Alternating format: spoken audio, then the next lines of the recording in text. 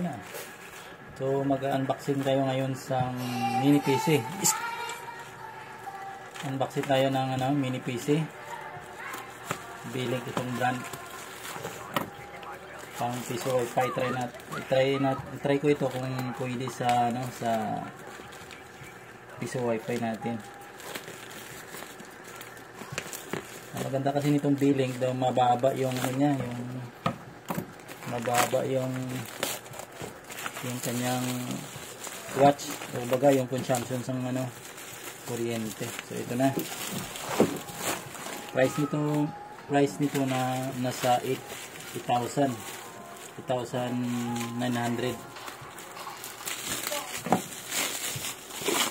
So ito na. Grabe yung pagkabalot. Galing ito China, yung store galing China.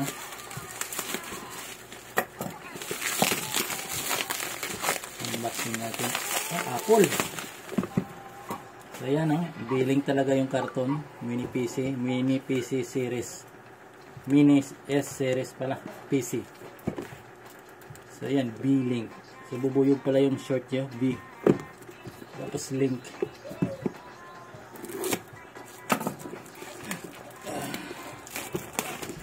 So ito na, check natin ito kung So ang dami siyang ayan. Para mag-unboxing ka lang ng cellphone kasi maliit talaga ito. Ito, tatayo ito. So ito na. So ganda ng karton. Pwede lagyan ng barya. So ito yung hello niya.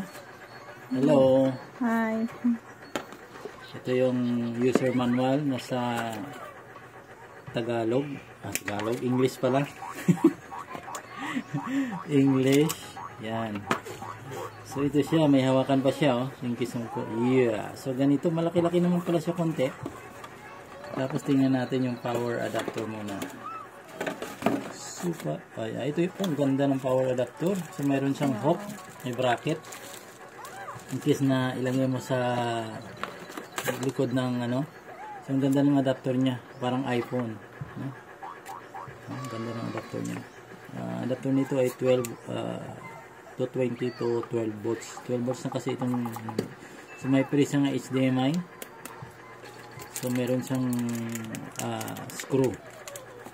So mamaya i-check natin ito yung niya pagbo-boot up kung okay ba. So 128 to 58 ata ito. Yan. Serial number nandyan. 258 at saka 8 gig memory. So yan. So mayroon siyang yung niya, Ethernet niya, mayroong lights, dalawang USB, dalawang HDMI. Tapos dalawa ding USB port version 3 ito. So ito yung switch, ito yung kung gusto mo ng headphone. Kasi ito siya pang computer talaga ito. So meron ito to. So siguro ang bracket dito sa ikakabit. Kung gusto mo lang ikabit sa likod ng ng monitor. Doon mo siya i-hook sa monitor para hindi mapansin sa ilalim. So yan ang unboxing natin. See you next video.